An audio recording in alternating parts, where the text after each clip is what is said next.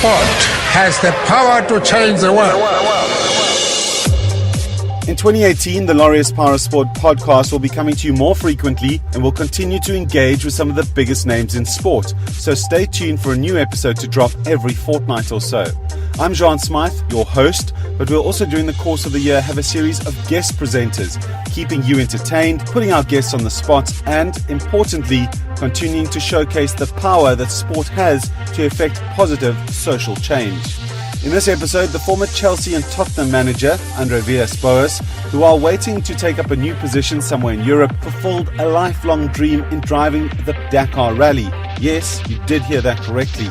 Plus, I managed to grab a word with ultra running supremo Ryan Sands. He tells me about his upcoming challenge, traversing the Himalayas of all things, and just why he finally fears that perhaps he's bitten off more than he can chew. Subscribe via iTunes and Omni Radio, share with your family and friends, and join our Facebook page.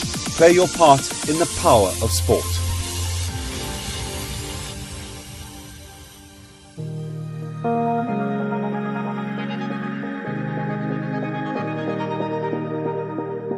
To sit across a table from ultra-distance running supremo Ryan Sands, separated by just a cup of coffee and an orange juice, is a rather surreal experience.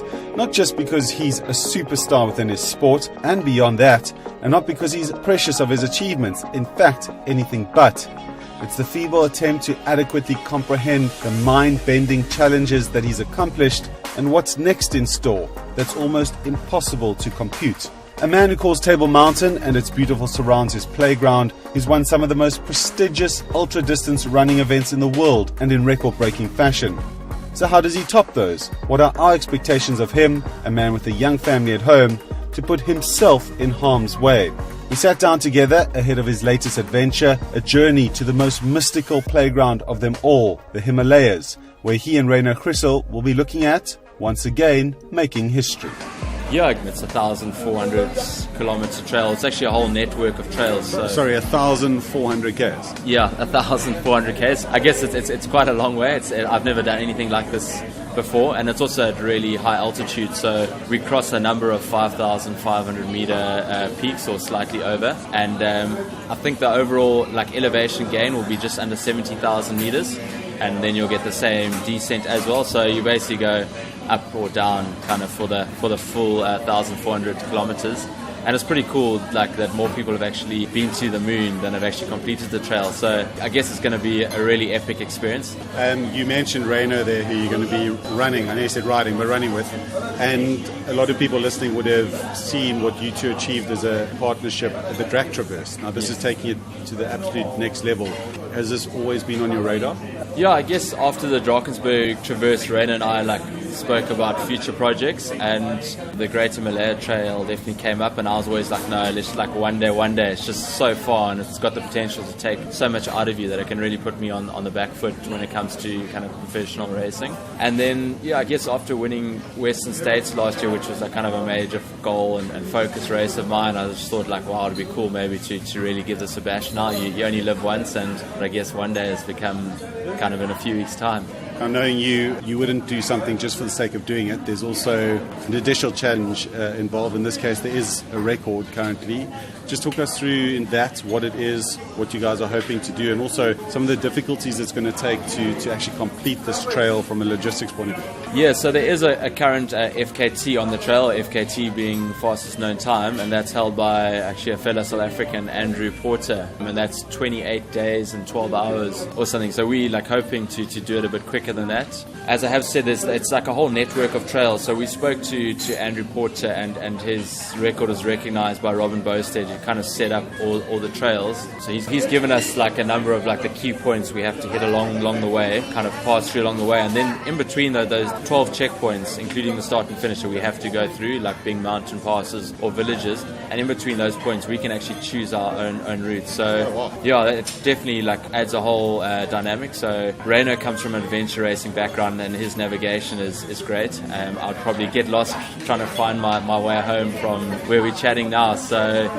very reliant on Rainer and that. And yeah, it's been awesome to have someone that is so clued up on the navigation. I think he's spent over 350 hours already just like on the maps and trying to like find the optimal trail. So a lot of logistics and planning has gone into that. Also, our attempt won't be completely self-sufficient. We definitely will be very reliant on the local people and their hospitality. Like, we're not taking a tent or anything like that. We're going pretty lightweight, so we'll kind of stay at tea houses along the way if we need to sleep, or we have to work it out. Definitely at some parts of the route we'll go through the night. So a lot of the time we'll have to think on our feet. And also when you've been going for like 20 days or so and you're tired, like I guess you can make the wrong decision. So you need to be pretty like switched on with that. And also at the tea houses we'll be able to get food, or if we go through any villages, buy chocolate bars, etc. But then having said all that, we will have 5 checkpoints along the way where we've actually got a local Himalayan trails company helping us with the logistics. They've actually got to give us permits to go through the national park, and each permit you have to get in Kathmandu. So they're going to be doing quite a bit of backwards and forwards to get us permits. But then because we're going to be meeting up with them, we'll have like some drop bags with spare pair of shoes, like spare rain jackets and stuff like that. Because I guess when you first think about it, you kind of think you can kind of wing it and go pretty lightweight. And then I started doing a lot of research and seeing that Lizzie Hawker, who's just done the trail, she's a really well-known British ultra runner. She got snow blindness in her eyes. Guys get frostbites in their feet and stuff. So you don't want to get that wrong. So there are times when you're going to pick up like more heavier gear when you're going through the higher mountain passes to make sure we kind of stay warm. Ryan, I'm no mathematician, but 1,400 Ks, 28 days, that's an ultra every day, every other day? Yeah, we're doing like an ultra every day, and to be honest, I do think we can go quicker than 28 days if you just break it down. For me, just like coming from ultra running background, it just seems like, I think to do 28 days, it was like 52 Ks a day. Like, that doesn't seem like a lot, but I think in that altitude, those conditions, if I get a stomach bug for a few days and then Rainer gets a stomach bug for a few days, it's so easy to lose time. But thinking about it now, 50 odd Ks a day, it doesn't seem like a lot, but then again, I guess you're putting it over consecutive days, which also adds up. Also with the altitude, I've done quite a bit of kind of homework and research, and at home because I live in Cape Town at sea level, I've been doing a lot of training with an altitude chamber, just using a mask on a watt bike and doing some intervals to try and get my body used to, or to adapt to my muscles being able to function with less oxygen. And then I'm actually on my way up to Afri-Ski now to do some altitude training, and we'll also get there a little bit before time. So I think we should be sufficiently prepared, and then I guess a lot of it just comes down to kind of getting the job done and just being mentally strong and just kind of trucking on day after day. And I see your son Max has been assisting with training, and that he's been jumping on your back in the backpack as you've been hitting the trails around Cape Town. How's the family feeling about your impending adventure?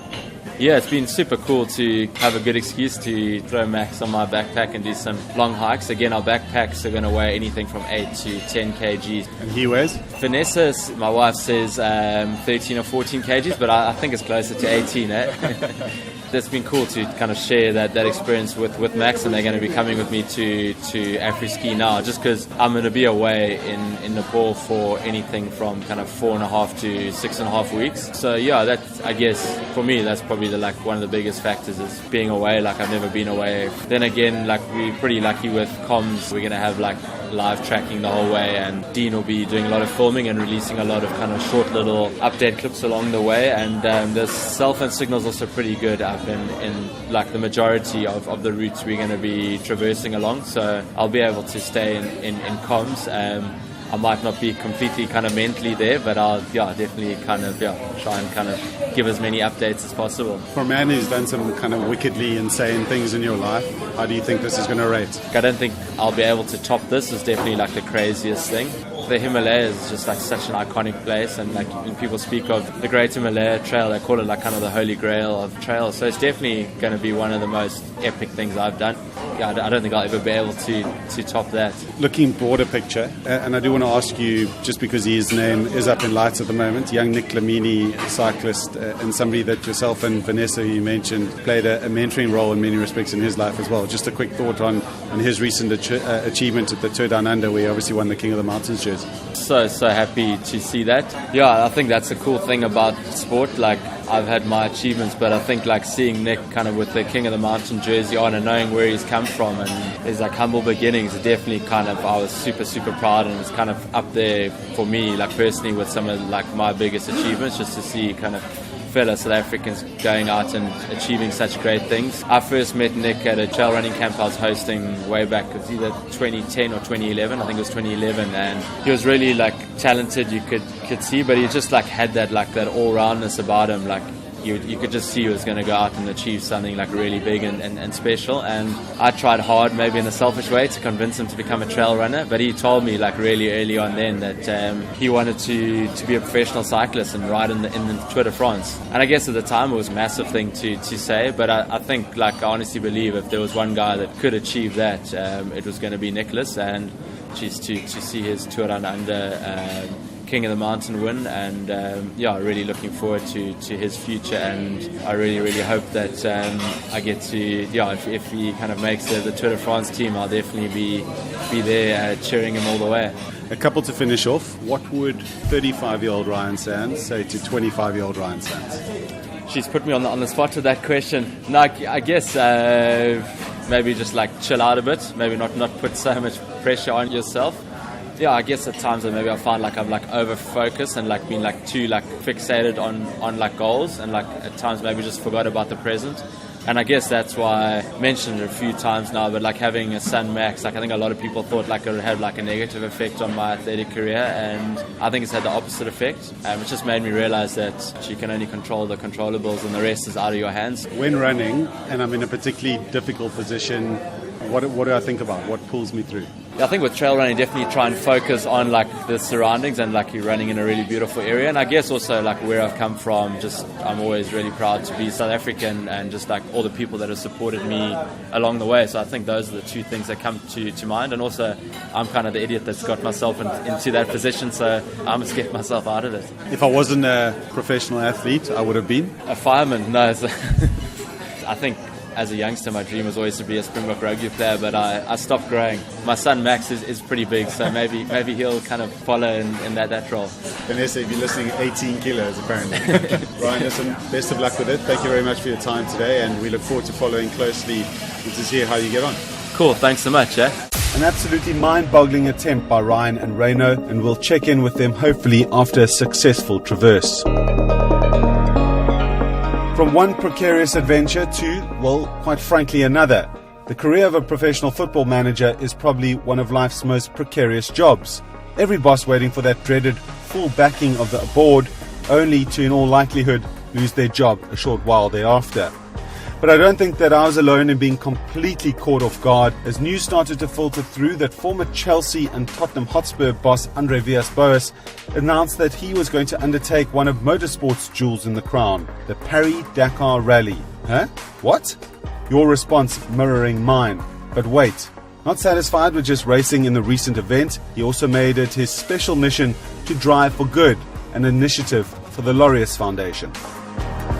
Unfortunately, this event, easily one of the sport's most brutal, claimed another mechanical victim as AVB's race came to an unfortunate end, face planted into a sand dune on stage 4 that saw him sustain a back injury. Not for the faint-hearted, nevertheless take a listen to the man himself tell Laureus TV about why he decided to take part. Well, it's still a lifelong ambition of mine to do it, to one time do the rally. The Dakar Rally, like my uncle did it in 82 and 84. So it's kind of been a passion of mine. My initial idea was to do it in a bike. Eventually more sensible people told me to calm down a little bit and do it in a car, which is safer. So it's been a passion of mine for such a long time. So my father, when I was a little boy, used to take me to the WRC, to Formula One.